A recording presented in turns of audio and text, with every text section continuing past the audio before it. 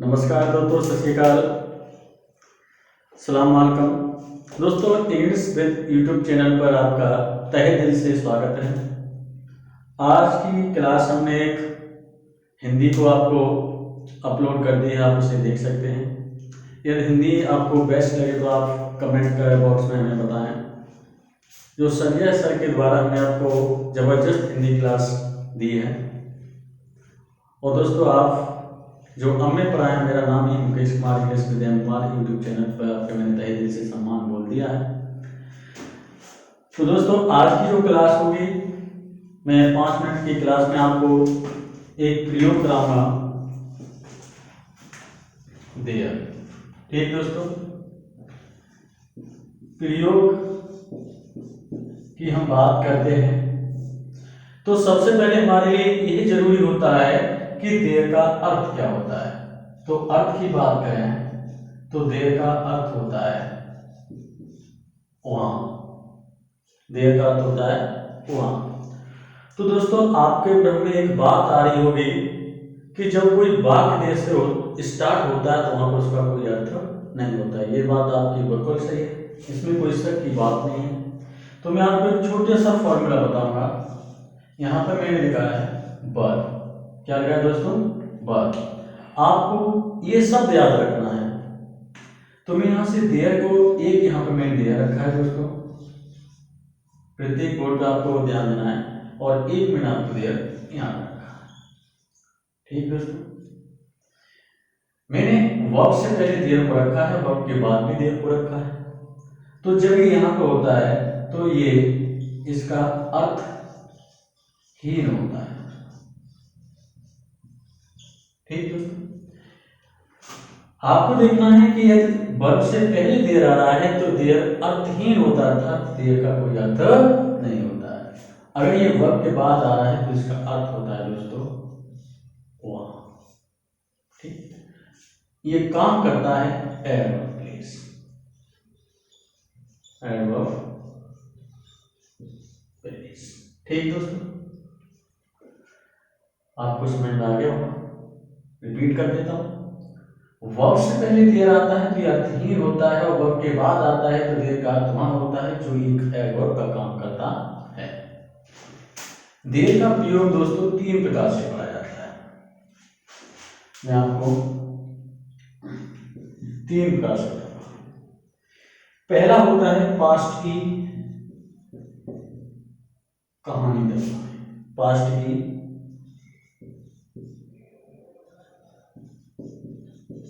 कहानी की शुरुआत।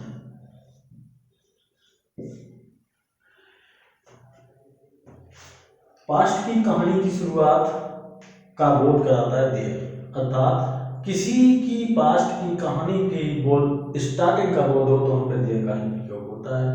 और कहानी कभी दोस्तों ना तो प्रेजेंट में होती है दोस्तों,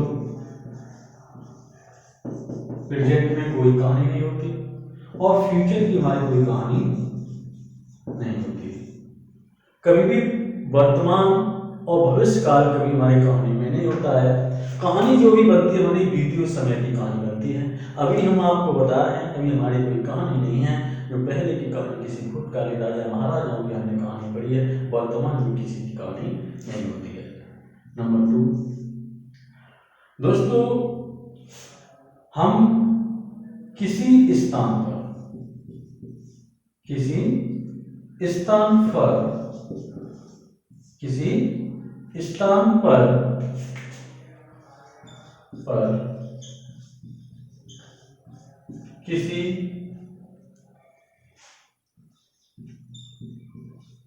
प्राणी या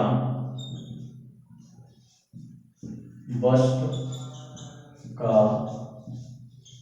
होना या ना होना।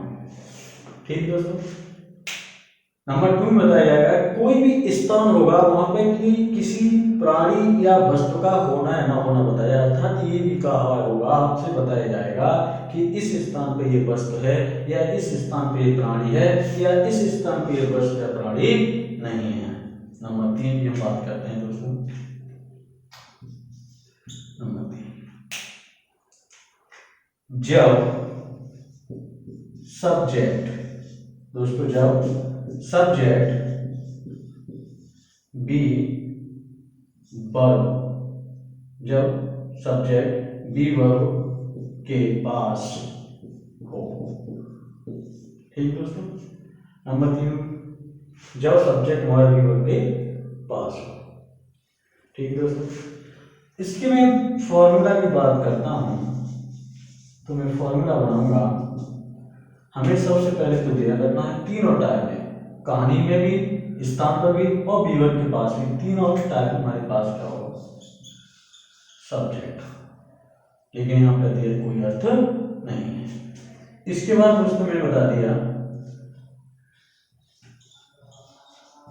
बीवर। ठीक दोस्तों। बीवर का प्रयोग इसमें भी होगा, इसमें भी होगा। ठीक, प्लस वस्तु या प्राणी प्लस। ठीक दोस्तों। जो फर्स्ट टाइप में होगा तो यहाँ पे हम इसी में हम कह सकते हैं सेल्फ। ठीक दोस्तों। मैं आपको फिर रिपीट कर दे रहा हूं। देयर का जो शाब्दिक अर्थ की बात करते हैं तो वहां होता है। पॉइंट आपको याद रखना है, यदि देयर वर्ब से पहले तो अर्थहीन है, यदि देयर वर्ब के बाद है तो इसका अर्थ वहां पे है जो एक एडवर्ब का काम करता है। देयर का प्रयोग मैंने आपको 3 प्रकार से बताया है। फर्स्ट टाइम होता है पास्ट की कहानी की शुरुआत, तो लास्ट सिंपल बात है, कभी वर्तमान फ्यूचर की कोई कहानी नहीं होती है। नंबर 2 में हमने बात की है किसी स्थान पर किसी प्राणी या वस्तु का होना है ना होना। नंबर 3 में आपको पॉइंट बताया गया है कि जब सब्जेक्ट बी वर्ब के पास लगा हो तो ऐसी स्थिति में ही देयर का प्रयोग होता है। फॉर्मूला बात कर दिया है मैंने आपको, देयर प्लस बी वर्ब। अब दोस्तों आपके घर में यह बात डाउट में होगी कि बी वर्ब होती क्या क्या है, तो बी वर्ब को भी एक बार और कर लेते हैं। ठीक दोस्तों। बी का अर्थ ही, इसका अर्थ ही होता है होना। ठीक, मैंने YouTube पर क्लास रखी थी, बी माने होता क्या, बी का पूरा मैंने आपको क्लासिफिकेशन आपको बता दिया था। तो बी वर्ब की बात करते हैं तो पहले इसका इज एम आर। ठीक दोस्तों। दूसरे में वॉच वर्ब। ठीक दोस्तों। और बिल या सैलरी। ठीक दोस्तों। मैं यहां पे इन 2 पर मैंने सर्कल खींचा है, एम पर और सैलरी पर। इजिमा जो होता है वो बीवर का प्रेजेंट फॉर्म होता है और वाजवर होता है वो पास्ट फॉर्म होता है। बट लेकिन विल बी सैलरी कोई भी फॉर्म नहीं होता, ये भविष्य की एक काल्पनिक होती हैं। और देयर के साथ कभी भी एम और सैलरी का प्रयोग नहीं होता है दोस्तों। तो मैं अब एग्जाम्पल आपको कुछ बताऊंगा।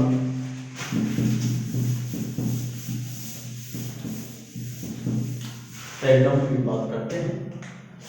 पहला एग्जाम्पल जो होगा वो पास्ट की कहानी हमें लानी पड़ेगी। किसी शहर में एक सुंदर लड़का रहता था। सुंदर लड़का रहता था। ठीक दोस्तों। किसी शहर में, कोई भी शहर हो सकता है, city is indefinite at this time in this sentence में सो। ठीक दोस्तों। इसे मैं ट्रांसलेट करता हूं तो हमें बात को पहले रीडिंग करना है, फिर इसके बाद से अंडरस्टैंड करना है कि वाक्य का सेंस क्या है। तो किसी शहर में, अर्थात किसी शहर में, शहर को मैंने यहाँ पे सर्कल से लिया है। यहाँ पे दोस्तों मैंने इसे नाम दे दिया प्लेस। क्या नाम दे दिया? प्लेस। ठीक दोस्तों। एक लड़का रहता था, मैंने इसे नाम दे दिया प्राणी। ठीक, रहता था। रहने को मैंने कह दिया वर्ब, और वर्ब भी बन दिया सेकंड। ठीक दोस्तों, बताता। तो सबसे पहले कहानी मैंने अभी आपको दो चीज बताई थी कि किसी स्थान पर ही किसी प्राणी वस्तु का होना या न होना बताया जाए तो ऐसी स्थिति में देर का प्रयोग होता है। बट लेकिन ये बात जो कर रहा है वो किसी शहर के एक लड़के की कहानी की शुरुआत करने का बोध कर रहा है। तो देर बड़े ध्यान से आपको बोर्ड पर देखना है कि ध्यान हमारा जिससे उठा है वो कभी हमें पुनः नजर नहीं आता। दोस्तों ध्यान दीजिए कि देयर लिव्ड कौन रहता था? एक सुंदर लड़का, बहुत ज्यादा हैंडसम था।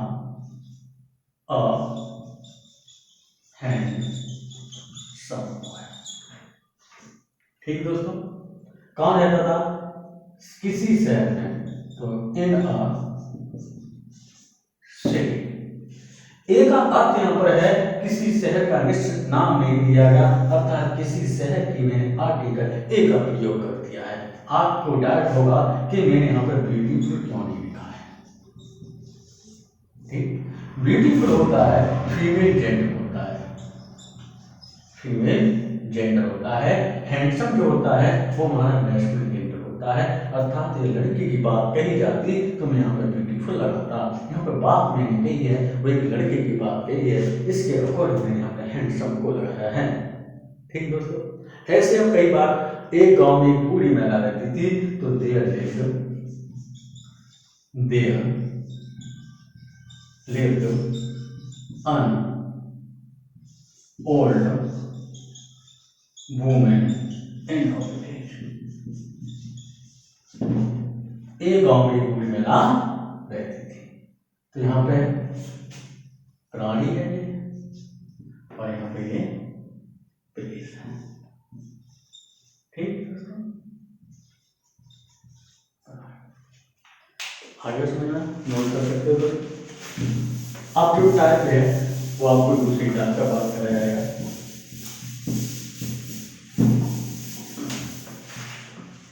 दूसरी टाइप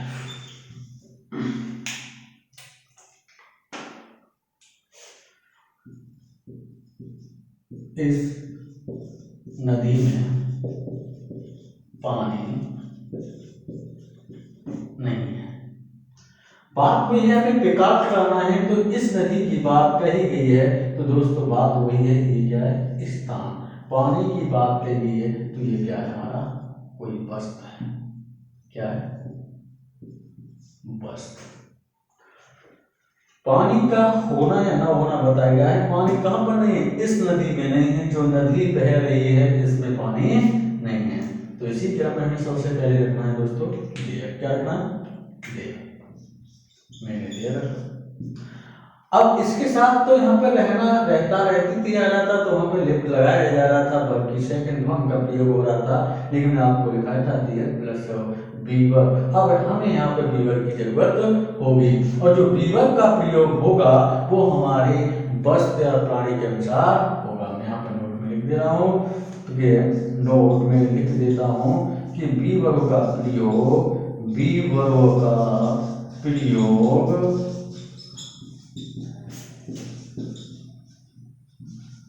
वस्तु या प्राणी के अनुसार होता है। B verb is used according to things या क्रिएचर। ठीक दोस्तों, तो हमें यहाँ पर देखना है कि हमारा पानी एक वचन है, अर्थात pani is the material noun और material noun always takes singular form. तो सिंगुलर फॉर्म में रखेंगे तो इज। ठीक दोस्तों, इज। अब क्या था? वाटर इन दिस, इस नदी में, इन दिस रिवर। ठीक दोस्तों, मैंने आपको बता दिया। वहां पे तो वर्ब आ रही थी लिव्ड, यहाँ पर भी क्या है? ये मेड वर्ब भी है, क्योंकि इज का अर्थ ही होना है और इज एक भी वर्ब की प्रेजेंट फॉर्म है। मैंने आपको इसका अर्थ ही बताया था, होना। क्या बताया था? होना। तो इसका अर्थ भी होना निकल रहा है, बट लेकिन not in this call is called helping verb. सो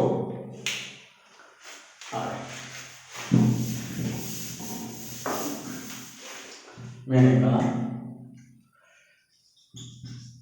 इस खेत में 20 गायें हैं, 20 गायें थी। ठीक दोस्तों, खेत क्या है? स्थान है, और गाय क्या है? प्राणी है। तो मैंने कहा there were 20 cows in this field। ठीक दोस्तों, आगे देखते हैं। टाइप 3 की बात करते हैं। There plus weaver plus subject. ठीक दोस्तों, एक सुंदर लड़की थी, एक सुंदर लड़की थी।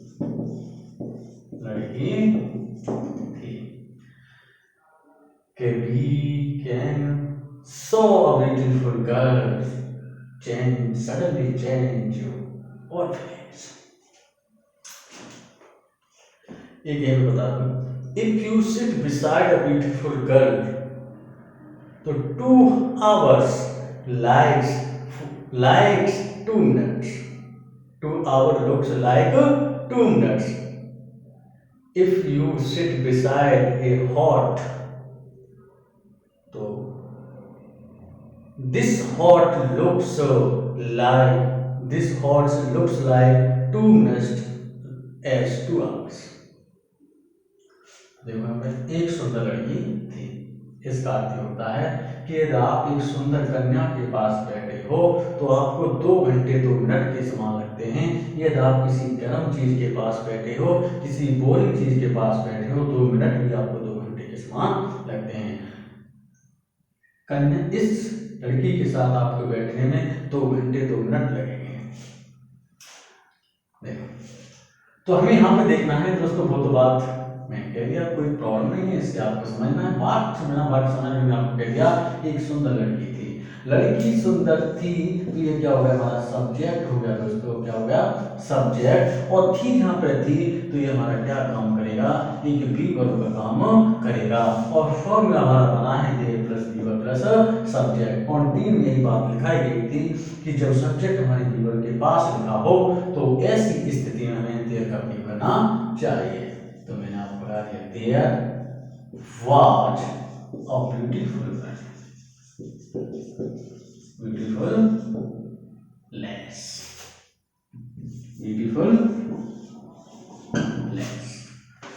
ठीक है तो ओके। एक राजा है,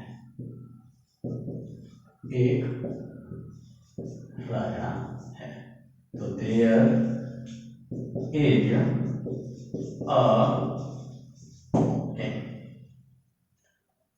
अब आप इस प्रकार के बहुत सी बातों को आप ट्रांसलेट कर सकते हैं। आज की क्लास को मैं यहीं पे स्टॉप करता हूँ। नेक्स्ट कल क्लास में जो होगा मैं एक नाउन का टॉपिक स्टार्ट करूँगा। ठीक दोस्तों, जहाँ आपको समझ में नहीं आया हो, आपको कोई मिस्टेक दिखी हो, आप हमारे कमेंट बॉक्स में उसे कर सकते हैं। और channel English world with M के साथ आप अपने दोस्तों के साथ शेयर कीजिए और हमारी वीडियो को लाइक भी कीजिए। नमस्कार दोस्तों, सत श्री अकाल दोस्तों, सलाम वालेकुम, गुड मॉर्निंग दोस्तों। ओके, धन्यवाद, खुश रहो, मस्त रहो।